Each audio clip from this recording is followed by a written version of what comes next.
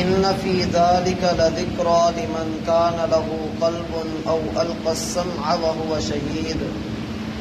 ولقد خلقنا السماوات والأرض وما بينهما في 6 أيام وما مسنا من لغوب فاصبر على ما يقولون وسبح بحمد ربك قبل طلوع الشمس وقبل الغروب ومن الليل فسبحه وأدبار السجود۔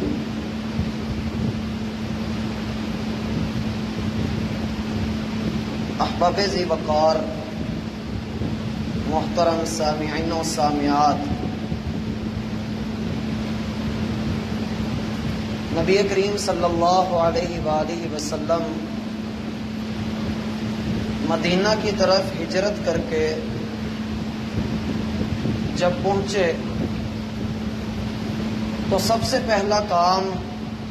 آپ علیہ الصلاۃ والسلام نے مسجد کی تعمیر کا کیا،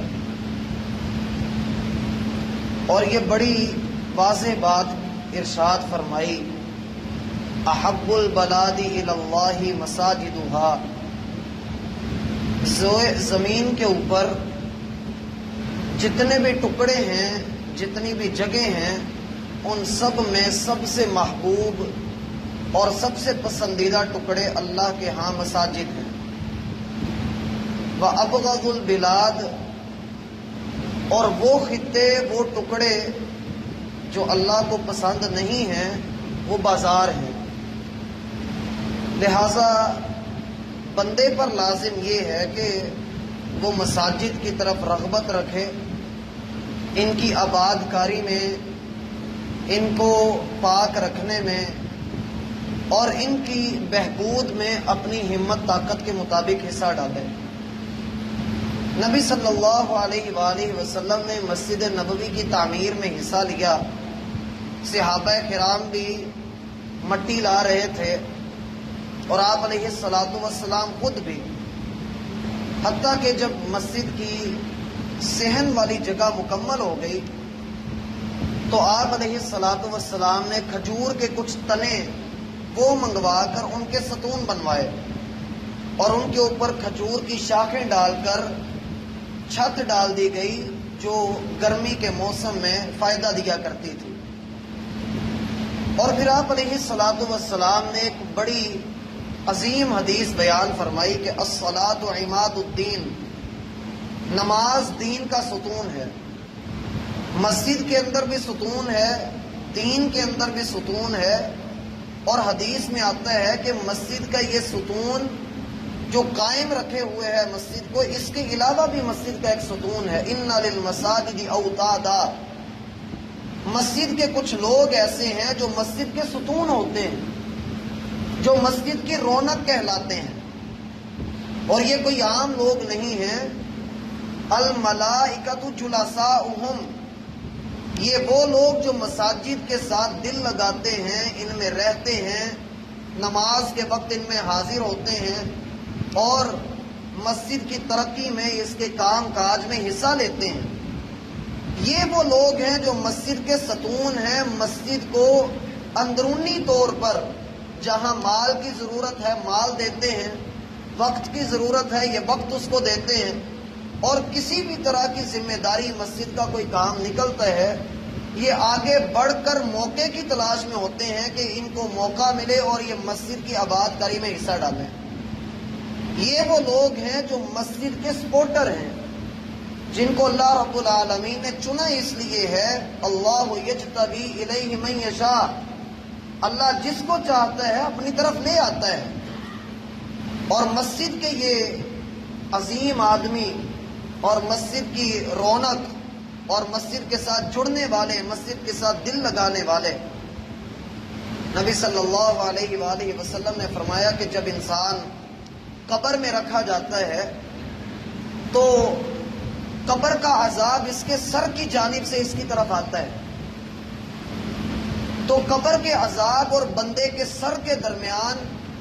بندے نے جو دنیا میں قرآن کی تلاوت کی ہوئی ہوتی ہے وہ رکاوٹ بن جاتی ہے اور قبر کے عذاب کو روک لیتی ہے۔ وہ قبر کا عذاب بندے کے سر کی طرف سے نہیں آ پاتا، وہ اپنی سائیڈ چینج کرتا ہے اور بندوں کے پہلوؤں کی طرف سے اس کے ہاتھوں کے اوپر حملہ آور ہوتا ہے، اور جو ہی وہ میت کے قریب آتا ہے کہ اس کو اوپر لپٹ جائے اور اس کو عذاب دے، اللہ رب العالمین بندے کے ہاتھوں سے دیا ہوا صدقہ وہ رکاوٹ اور آڑ بنا دیتے ہیں کہ بندے کو قبر کا عذاب نہیں ہونا، اور پھر قبر کا عذاب تیسری جہت سے آتا ہے اور بندے کے پاؤں کی طرف سے حملہ آور ہوتا ہے۔ اللہ سبحانہ و تعالی بندے کا مسجد کی طرف چل کر جانا وہاں رکاوٹ بنا دیتے ہیں اور وہ عذاب بندے کو نہیں چھو پاتا۔ گویا کہ مساجد کے ساتھ تعلق رکھنا اور مساجد کی آباد کاری میں حصہ ڈالنا اور بالخصوص ان لوگوں کی قدر کرنا جو مسجد کے اندر 5 وقت حاضر ہوتے ہیں، اور ان میں سب سے بڑھ کر میرا بھائی میں 2 ایسے لوگوں کی طرف آپ کی توجہ دلاؤں گا جو مسجد میں ہی ہوتے ہیں مگر ہمارے ہاں شاید ان کی قدر یا ان کی جو اللہ رب العالمین نے عظمت ہمارے سامنے رکھی ہے ہم ان کو چھوڑ بیٹھے ہیں یا بھول بیٹھے ہیں۔ لیکن میں سمجھتا ہوں کہ میں پڑھے لکھے لوگوں سے مخاطب ہوں، اللہ رب العالمین نے آپ کو عقل، شعور اور معاملہ فہمی کی دولت عطا فرمائی ہے، تو یقیناً یہ حدیث ہمارے لیے دلوں کے سکون کا، فرحت کا سامان بنے گی۔ آپ علیہ الصلوۃ والسلام نے فرمایا ان للمساجد اوتادا، یہ مسند احمد کی روایت ہے کہ مسجد کے کچھ لوگ ایسے ہوتے ہیں جو مسجد کی رونق ہوتے ہیں۔ آپ مسجد کے اندر داخل ہوتے ہیں، امام کی خوبصورت آواز آپ کے کانوں سے ٹکراتی ہے، یا آپ کو مسجد کے اندر پنکھا ملتا ہے، آپ کو روشنی کا مناسب انتظام ملتا ہے، آپ کو صفائی ستھرائی ملتی ہے، یہ کرنے والا اور ان سب چیزوں کا اہتمام کرنے والا، یہ مسجد کا بل کون پے کر رہا ہے، اس کی صفائی کون کر رہا ہے، اور اس کے ساتھ تعلقات کس کے ہیں، اس کے یو پی ایس کا اہتمام کون کر رہا ہے، اس کی دیکھ بھال کون کر رہا ہے، کون مینٹین کر رہا ہے کہ اس کا کوئی کام تو نہیں نکلا، ایون کہ یہ جو آپ کے کولر لگے ہیں ان میں پانی کون بھر رہا ہے، یہ وہ لوگ ہیں جو چھپے رستم ہیں اور اللہ رب العالمین کے ساتھ ڈائریکٹ جنت کے سودے کر رہے ہیں۔ ان للمساجد اوتادا، یہ مسجد کی رونق ہیں۔ وہ امام جس نے 3-4 سال لگا کر پہلے تو قرآن حفظ کیا، پھر اس نے اپنا لہجہ بنانے میں کئی سال لگائے اور آواز کے اتار چڑھاؤ میں، اور پھر سب سے بڑھ کر یہ ہم جیسے جو مقتدی لوگ ہوتے ہیں، یہ اگر نماز کی دوسری رکعت میں مل جائیں، تیسری میں مل جائیں، پہلی کے رکوع میں آ کر مل جائیں، ہم کوئی اس کو بھار نہیں سمجھتے، لیکن امام کی ذمہ داری کو دیکھیں کہ اس نے مسجد میں نماز کے وقت سے پہلے موجود ہونا ہے، اور بسا اوقات کئی مساجد میں تو اس کے ذمہ ہوتا ہے کہ اس نے اذان بھی دینی ہے، اور یقین مانیے کہ وہ تو اپنے لیے آخرت کی جو تیاری کر رہا ہے اور اس کے لیے جتنا اجر ہے، ایک وہ اذان دے رہا ہے جہاں تک اس کی آواز جا رہی ہے،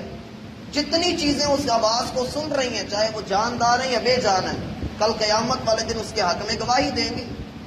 اور پھر جب وہ لوگوں کو نماز پڑھاتا ہے، ایک بہت بڑی ذمہ داری جس کے بارے میں نبی صلی اللہ علیہ وآلہ وسلم نے فرمایا کہ تم میں سے سب سے بہترین وہ ہیں جو قرآن سیکھتے ہیں اور قرآن سکھاتے ہیں،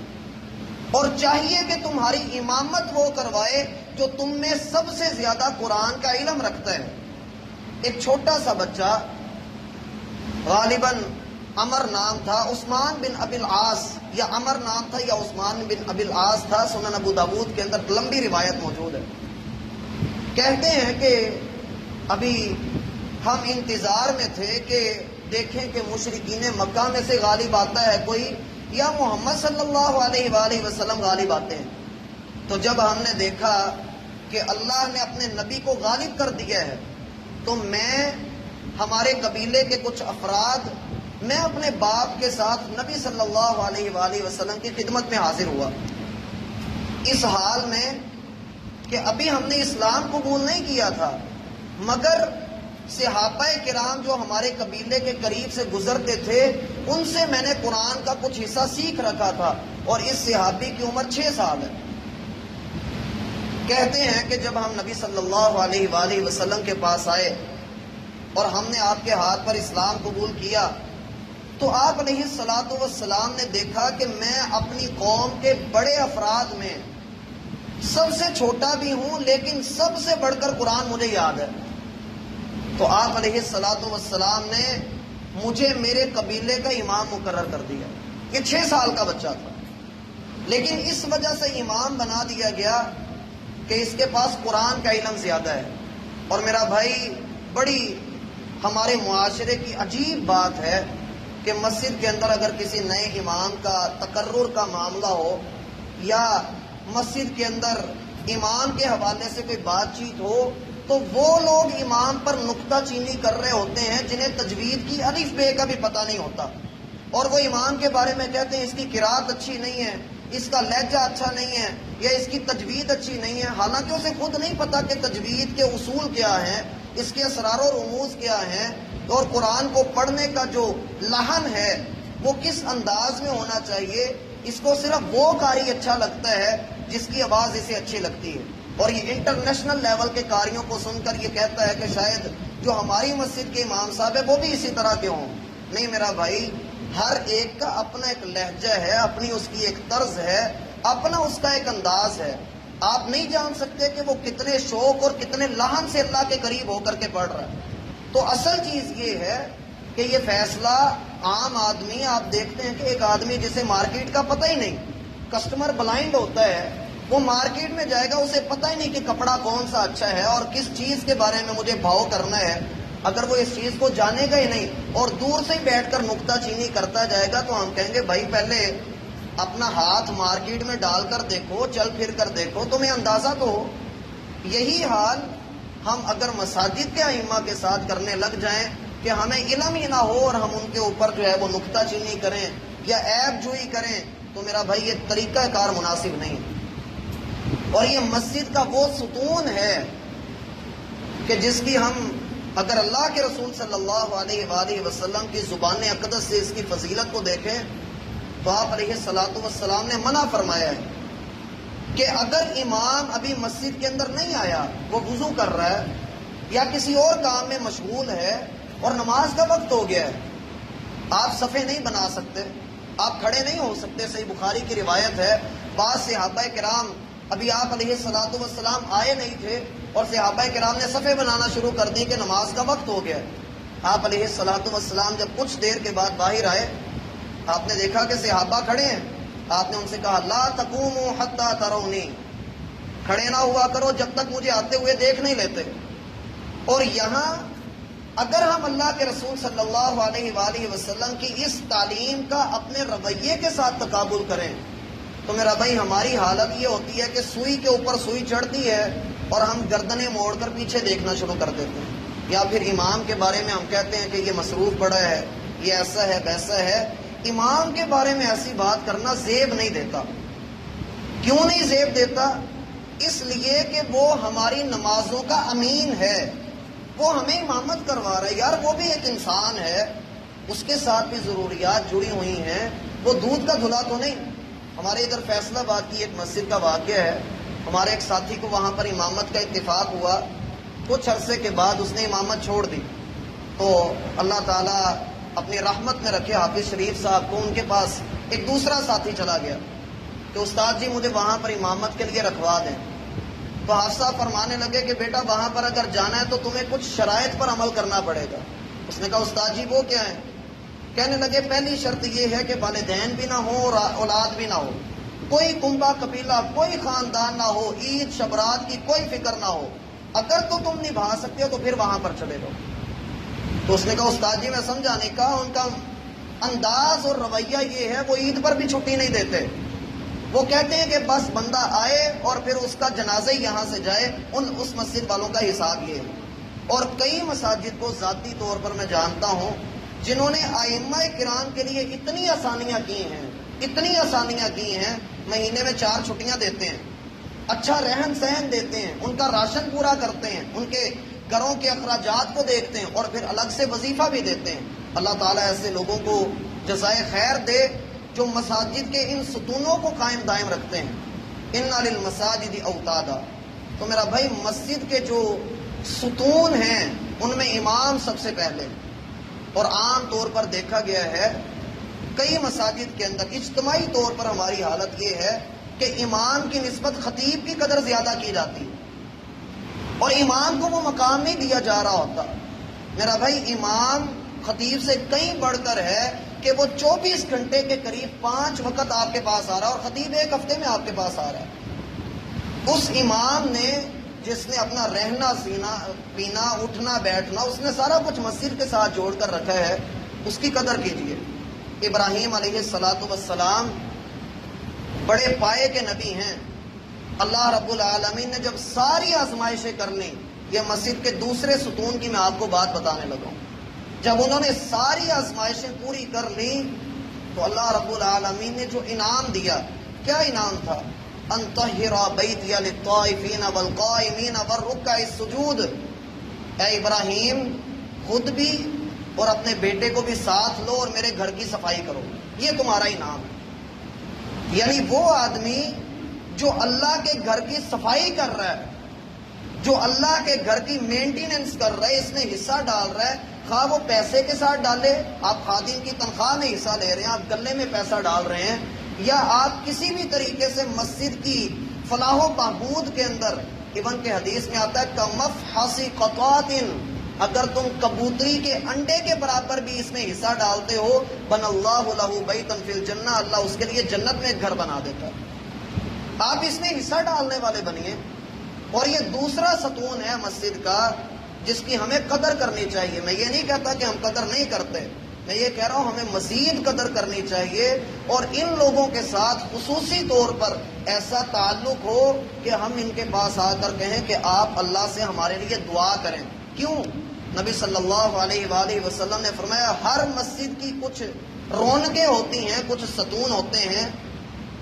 اور یہ وہ لوگ ہیں ان کے دوست عام دوست نہیں ہوتے بلکہ اللہ کے مقرب فرشتے ان کے دوست ہوتے ہیں۔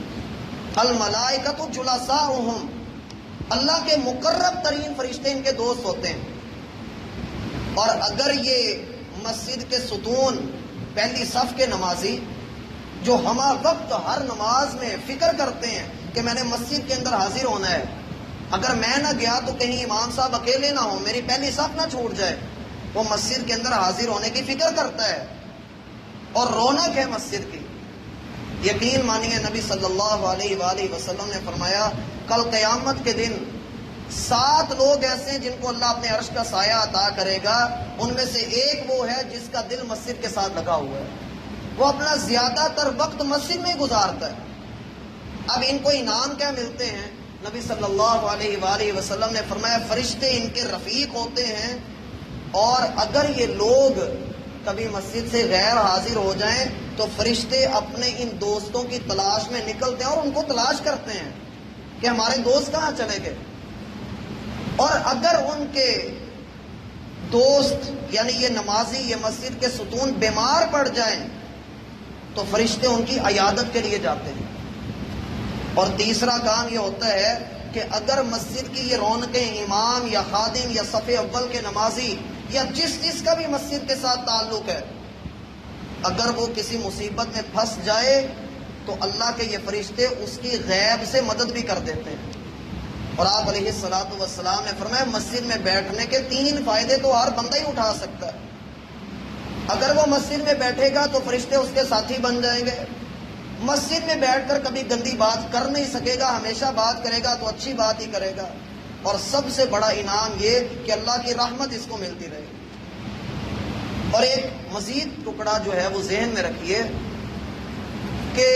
امام مسجد کے ساتھ بندے کا جو تعلق ہے، اگر بندہ امام پر نکتہ چینی کرتا ہے، یقین مانیے یہ ایک ایسا عمل ہے، ایک عام آدمی کی غیبت کرنا، ایک عام آدمی کے بارے میں اپنی زبان درازی کرنا، شریعت کہتی ہے کہ آپ غیبت کر رہے ہیں، اور غیبت بھی وہ کہ آپ اپنے سگے بھائی کا، اس کی میت کا آپ گوشت کھا رہے ہیں، اور وہ آدمی جس کا مقام ہی بہت اونچا ہے۔ آپ علیہ الصلوۃ والسلام کے سامنے بتایا گیا اللہ کے رسول ایک بندہ وہ ہے جو عبادت ہی کرتا ہے، ساری رات عبادت کرتا ہے، اور دوسرا وہ ہے جو ساری رات سوتا ہے مگر ہے علم والا، عالم ہے۔ آپ علیہ الصلوۃ والسلام نے فرمایا رہا وہ شخص جو عالم ہے تو وہ عابد کے اوپر، تہجد ادا کرنے والے پر ایسی فضیلت رکھتا ہے جیسے مجھ محمد کی فضیلت ایک عام آدمی کے اوپر۔ آپ اندازہ کیجئے کہ ایک عالم دین کو کیا مقام دیا گیا ہے۔ یہ مصلی، یہ منبر، یہ وہ جگہ ہے اور اس وسیلے اور صدقے سے ہمیں ملی ہیں جن پر رسول اللہ صلی اللہ علیہ وآلہ وسلم کھڑے ہو کر خطبہ دیا کرتے تھے اور نمازیں پڑھاتے تھے، اور صحابہ کرام جنہوں نے اس دین کو دیانت داری کے ساتھ ہم تک پہنچایا۔ یقین مانیے اس عظمت کی اور اس مقام کی قدر کیجئے۔ سعد بن ابی وقاص وہ صحابی ہیں جن کو نبی صلی اللہ علیہ وآلہ وسلم نے فرمایا کہ یہ میرا ماموں ہے اور اس جیسا کوئی ماموں کسی کے پاس ہے تو دکھائے۔ واحد صحابی ہیں جن کو اللہ کے رسول نے کہا میرے ماں باپ تجھ پہ قربان ہوں، اور وہ پہلے صحابی ہیں جنہوں نے اللہ کے رستے میں اسلام کا پہلا تیر چلایا تھا، اور وہ واحد صحابی ہیں جنہوں نے اللہ کے لیے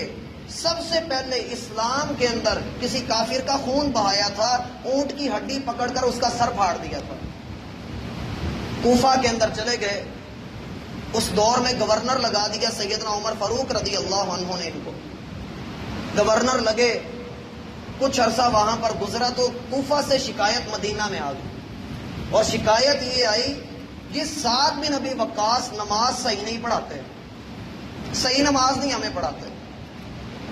محمد بن مسلمہ اور ایک دوسرے صحابی کو سیدنا عمر نے جا کر کہا کہ آپ دونوں کوفہ جائیے اور وہاں پر جا کر ذرا انویسٹیگیٹ کر کے آئیں سارے لوگوں کو کہ یہ کیا معاملہ چل رہا ہے، علاقے کے گورنر کے اوپر اعتراض آ گیا ہے۔ وہ دونوں وہاں پر گئے، پورے کوفہ کی مساجد پھری، کہیں پر کوئی اعتراض ہی نہیں، سارے سعد بن ابی وقاص کی تعریفیں کر رہے ہیں۔ ایک مسجد وہاں پر گئے ہیں اور وہاں جا کر ایک شخص جس کا نام تھا اسامہ بن قتادہ، وہ مسجد کے اندر کھڑا ہوا اور کہنے لگا جی سعد جو ہیں وہ ہمیں صحیح نماز نہیں پڑھاتے، اور یہ بدبخت آدمی اس کے بارے میں بات کر رہا ہے جس نے اللہ کے رسول سے ڈائریکٹ نماز سیکھی ہے، اور اعتراض صحابی پر ایک دیہاتی اٹھ کر رہا ہے۔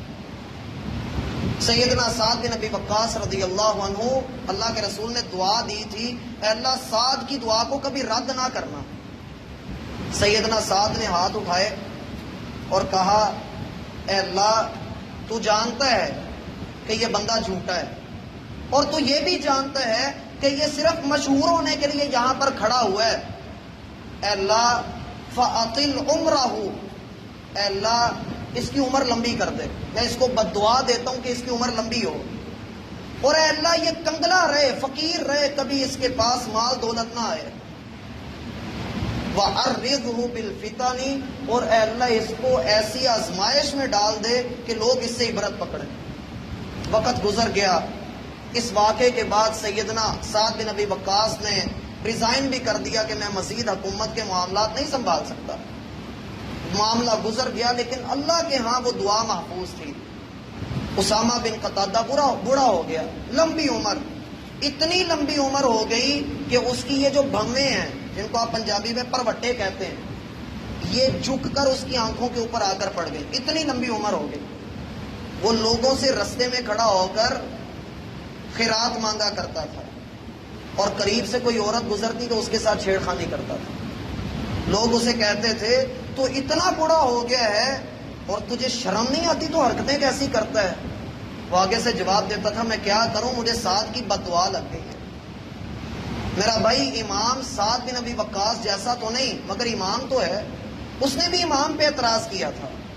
ہم امام پہ اگر اعتراض کر رہے ہیں، اس کی غیر موجودگی میں غیبت کر رہے ہیں اور اس کے اوپر کوئی اعتراض کر رہے ہیں، حق یہ بنتا ہے اگر آپ کو امام میں، خطیب میں، خادم میں، مسجد کے کسی ساتھی میں آپ کو کوئی غلطی نظر آئی ہے، آپ اس کی اصلاح کے پیش نظر اس کے پاس خود چلے جائیے،